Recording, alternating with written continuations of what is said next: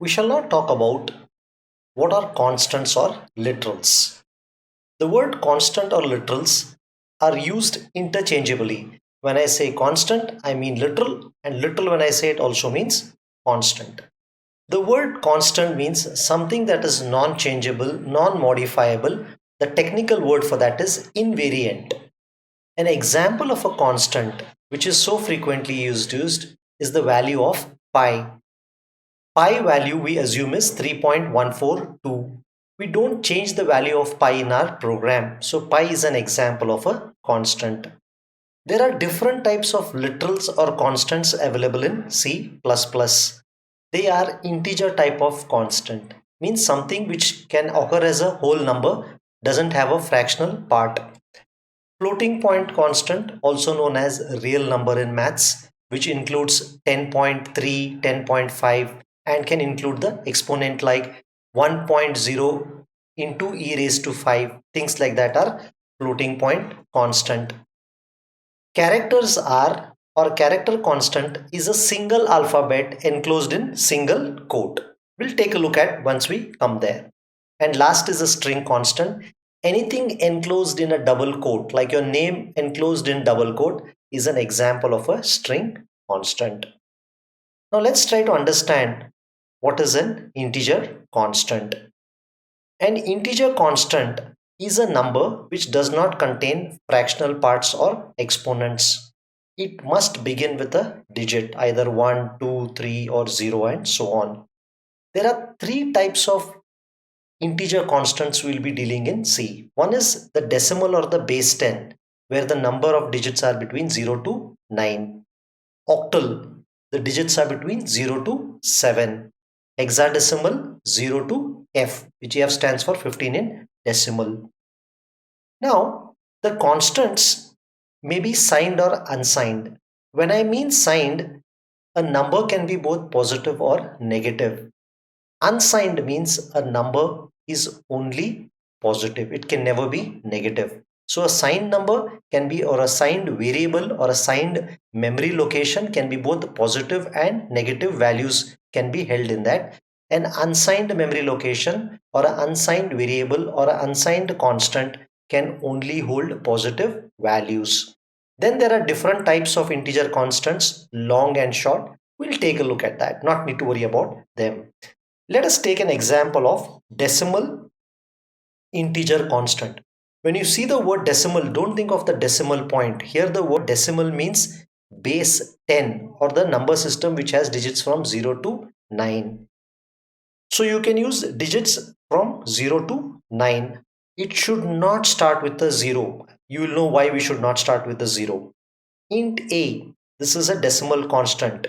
B, this is a negative decimal constant. Now, if you start with a 0, a leading 0, then this is not 65 in decimal.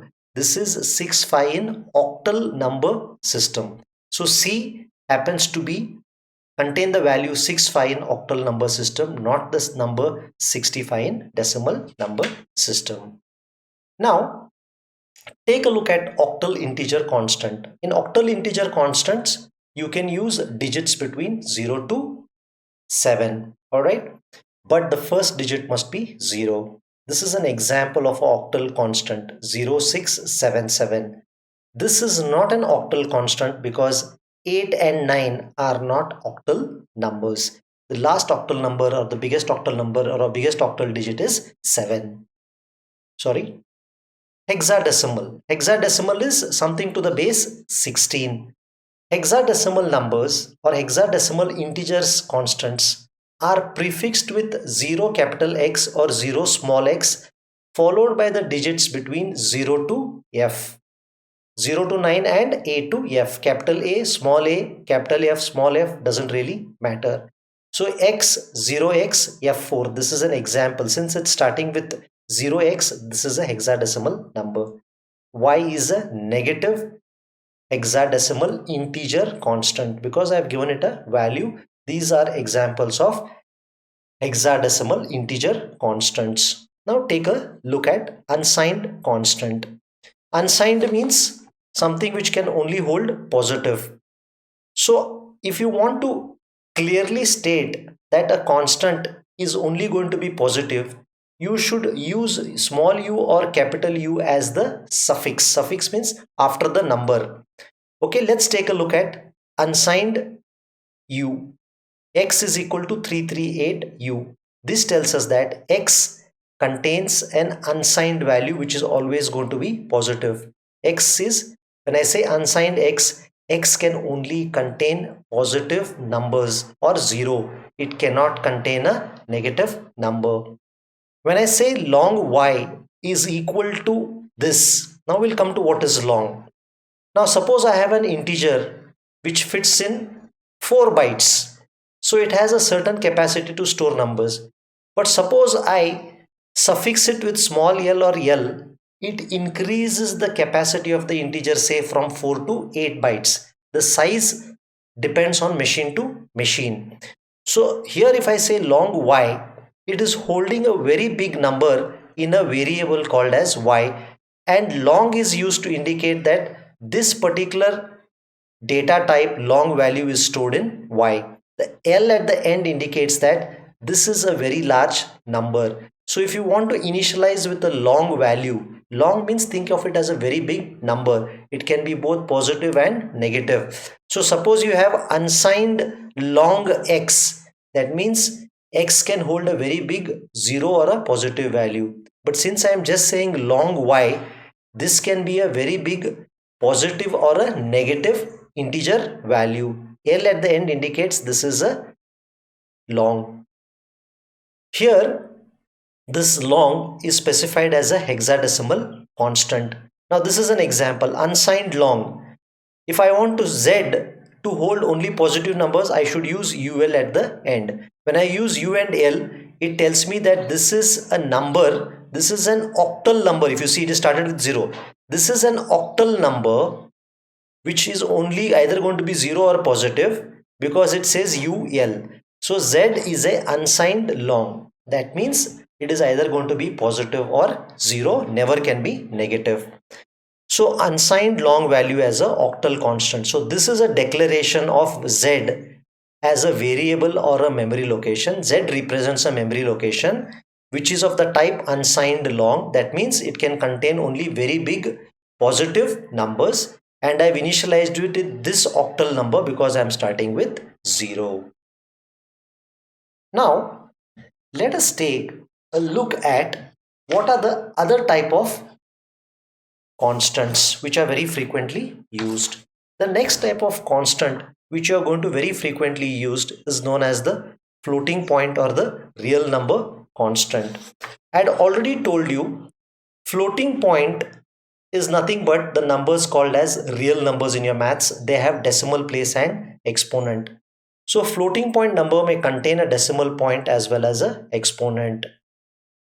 Floating point constants are used to represent numbers that have a fractional part. So they may be represented in a fractional form and they may be represented in an exponent form. So let us take a look at a few floating point. But before we go that, let's finish a little bit of theory. Mantissa, it is used. Floating point has got an exponent as well as a mantissa. Mantissa specifies the value, exponent specifies the magnitude. So suppose I say 1.2, that is the mantissa, exponent e raised to 5, that specifies the magnitude. So you have floating point number contains an exponent and mantissa. An optional suffix may be used. We'll come to that. Now whenever I use an exponent, when I say 1.0 e raised to 5, that e represents the power of 10. That means e stands for something like this. Okay, so let's take a look at an example and then I should help you understand that.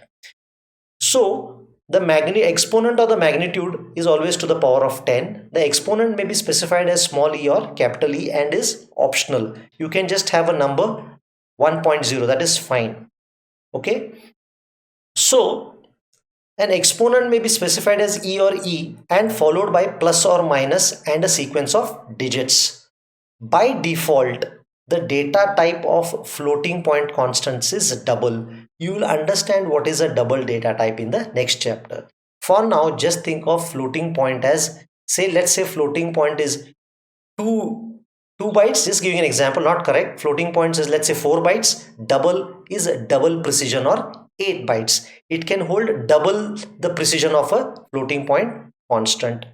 You can use the suffix small f, capital F, L or capital L to modify float or long double. So we'll come to this by taking a look at example. So when I say 23.46 e raised to 0, it means 23.46 into 10 raised to 0. 10 raised to 0 is 1. So it is as good as 23.46. Now when I say 23.46 into e raised to 1, it is 23.46 into 10 raised to 1, which is equal to 23.46 into 10, which is equal to 234.6. When I say 23.46 e raised to minus 1, it is as good as 1 upon 10. 23.46 into 0.1. 0.1 is equal to 2.346. So 23.46 e raised to minus 1 is equal to 2.346. Now take a look at one more example. Minus 0.234 e raised to minus 1.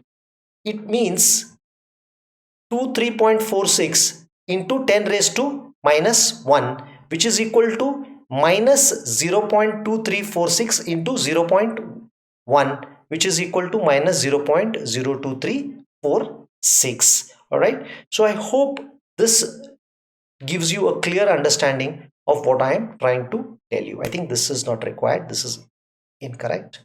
Just strike this fellow out. It is as good as saying minus 0.2346 into 0.1 is equal to minus 0.02346. So what I mean here is, whenever I declare a floating point number like this is of the data type double by default. If I want to have it as a normal floating point number, I should suffix it like this. I should say 23.46 F or 23.46 capital F. This is single precision. This is an example of double precision. Okay, and this I and L stand for long float or long double respectively. So if I say 2.3, okay, L, this stands for a long double, and if I say 2.3 small l, that also stands for a long double kind of a data type.